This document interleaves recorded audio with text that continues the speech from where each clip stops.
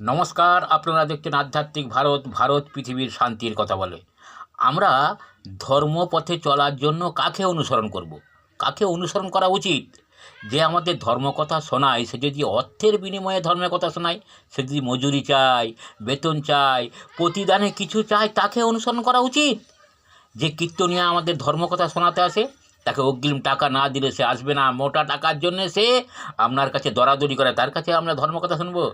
যে মৌলবি আমাদের ওয়াজ করতে আসে মাহফিলে, সে মোটা টাকার জন্য দরাদরি করবে, তার কাছে ধর্মকথা শুনবো? আরে যে পার্থিব সম্পদের মায়া কাটাতে পারেনি, অর্থের বিনিময়ে ছুটে বেড়ায়, অর্থের পিছনে ছুটে বেড়ায়, তার কাছে আমরা ধর্ম কথা শুনবো? তাকে অনুসরণ করব? আমাদের কাকে অনুসরণ করা উচিত? যে আমাদের সত্যি পথপ্রদর্শক, যে ঈশ্বরের সন্ধান দিবে, সে কোনো দিন বিনিময় চায় না। সে শুধু চায় যে একজন মানুষকে আমি কতটা ধর্মের